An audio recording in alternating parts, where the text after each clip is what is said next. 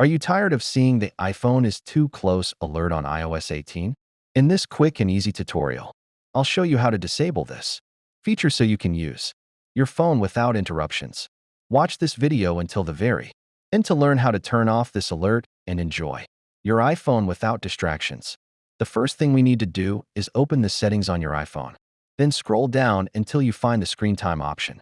You'll be prompted to enter your screen time passcode if you have one set up.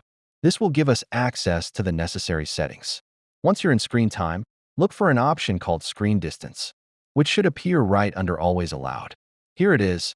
It says that to reduce eye strain and the risk of myopia in children, screen distance will alert you to hold your iPhone or iPad with Face ID at a recommended distance. If you don't want to receive this alert at all, simply turn it off or disable this feature.